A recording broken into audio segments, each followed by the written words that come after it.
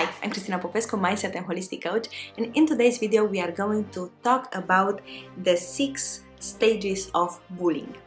You know, they say that the best teaching and experience comes out of pain or disappointment or those kind of things.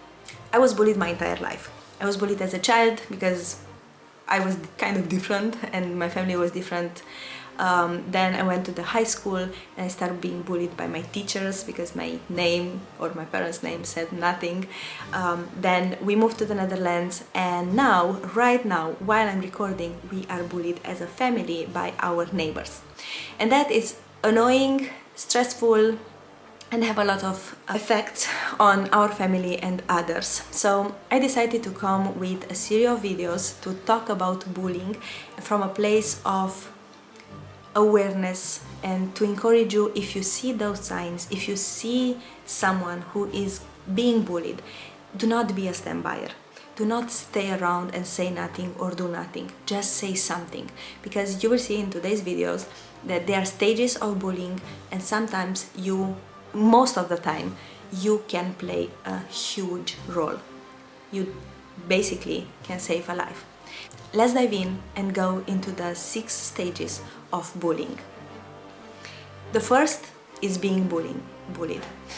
When the bullying starts, usually the bully pick up someone. At the very, very beginning, the bullying can be online, like shaming online or letting comments to just put the person down. Then can be indirectly, like spreading rumors about someone, and then can be directly, like bad jokes, inappropriate jokes, or just mocking. The second stage of bullying is identifying the victim. And here it's a tricky thing, because a victim can be anyone. We are used to talk about bullying in schools for children, but bullying is happening at work and is happening between neighbors. In our case, it's happening between neighbors right now. I was bullied in high school by the teacher, not by my colleagues, and I was bullied as a small child by my colleagues. So bullying is happening everywhere, basically. And you need to know that when someone identifies the victim, they are looking for someone who is physically weak or physically have a disadvantage. If it's socially withdrawn, if it's anxious or fearful or have any visible problem, or if has a low self-esteem. And the bullies can pick up the victim so easy. For example, with me, when it started, I was suffering from postpartum depression. So my self-esteem was low and I didn't have any energy to fight back. And I honestly never expected that an adult could bully another adult. So when I finally realized what is going on, it was already too late, because they were moving into the next stage. The third stage is fueling the fire. What that means is that bullies crave reactions from the victim, from the standbyers. So every time when the victim is bullied, if she reacts or he reacts, if the victim reacts in a way that is fearful, shame, feeling down, socially withdraw, the bully is getting, yeah, I keep doing it. This is in our case. Every time when we react, they do more. Every time when standbyers react, like people who know what is going on, but they say nothing or they encourage, it's even worse. So keep in mind that fueling the fire is made by the reactions of the victim or of the bystanders. When a bully gets reaction, he will keep bullying. When the bully gets confronted by authority, then they will stop or move to another victim.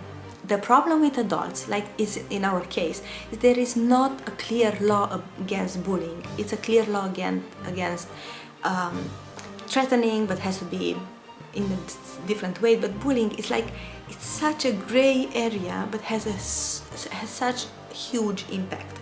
So when the bully is confronted with authority, they will usually stop or move to another victim, and that is nasty. But for example, in our case, our neighbors want us to move out. The previous owners moved because of problems with them too. We had no idea about that when we bought the house. So we were thinking, if we move, we don't solve the problem. They are just bullies who bully us enough until we move. And then what happened with the next person that comes here? So no, we are not going to move, because the problem is not getting solved by avoidance. The problem is getting solved by confronting with authority. And in adults' case, it seems that it takes way longer. In our case, it's already 2 years, and I don't know where it's going to stop. The fourth stage is the effects that you already can see from the bullying. It's physical. They can be physically aggressive, especially between kids and teenagers. With adults, like with our neighbors, they are not really physical, but kind of intimidating physical. But emotional, boy, it's tough. Mental, it's a huge burden, and the mental pressure and the mental effects, it's way more bigger than we can see with our own eyes. And I personally believe that the law should be created a law on bullying, because the effect that we have, the effects that are there on mental health, they spread in so many directions. And when adults, like parents, are bullied, like in our case, the kids are suffering. When kids are bullied, the parents are suffering. So it's like, it's so spread. So it should be a law. We get there, hopefully. Another effect is social. Usually people who are bullied tend to withdraw.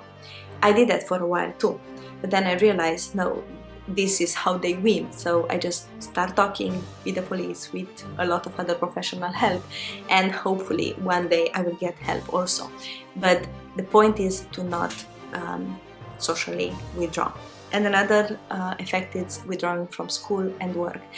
People who are bullied cannot concentrate, cannot work, cannot finish their tasks, cannot finish their jobs. Kids also, they don't perform in school. So bullying, it is nasty. And if you see anyone who is bullied around you, just stop them. Just stop them. Do not be a standbyer. The sixth stage is coping mechanism, and here it can be healthy and can be nasty and damaging. Some healthy coping mechanisms are ask for help, outnumber in numbers, like find and ask for help in numbers, so have people on your side. Go and find anti-bullying programs. The problem with that is that there are not many anti-bullying programs for adults. There are lots for children, for teenagers, but not for adults. In my case, I'm still looking for one. Unhealthy mechanism is avoiding, miss out school, miss out work, miss out meetings with people, which lead to anxiety, stress, anxiety, depression, and even suicide. And I know recently someone close to my family died because it was tough for him. It was really tough. And I know a lot of people who committed suicide because of the bullying. And suicide is not a joke. And during a pandemic, we need to be more careful to the people around us, because you never know what battle those people have. And if you know someone who is bullied, check with them, because they might be in such a despair that they might think that it's best for them to just check off and commit suicide. The sixth stage is putting a stop to a bully. First thing that you have to know as a victim is that it's not your fault. I will say that again. If you are a victim, know that it's not your fault. Their choice to be bullies is their choice, is not your fault. And I'm here to tell you one more time, victim, is not your fault. How to stop bullying? First, create a negative repercussion. The problem is that in the Netherlands, at least, there is no negative repercussions for adults. Nothing happened with them. There is not a clear law, that it's a lot of gray area. If there is nothing negative happen to them, it's really, really, really hard to stop. The first thing, create a negative repercussion for them. 2, if you're a child or teenager who are abused, involve the parents. If you are in school, involve the school. If you are an adult, involve the police, the competent authorities, everyone you can talk with, and involve your neighbors around. Because when people see what they see, they will start talking eventually. Not everyone, but eventually they will start talking. We see that happening slowly in our neighborhood. If things are not going well, involve a lawyer, and as a victim, seek and ask for help, for support, and for understanding. Please do not be alone in this. You are not alone. We are so many bullied people in the world, and that doesn't make us weak. For us, the target was because things didn't happen how they wanted, and because we are Romanians and we should go where we belong. So that's combination with discrimination. So our weak point in their eyes was that we are Romanians and we are younger than them. Well, they are my parents' age. And I want you to know something. Bullying is a crime and has to be treated as a crime. So if you are bullied as a child, as a teenager, as a young adult, as adult, old adult, doesn't matter. Bullying is a crime and it should be treated as a crime.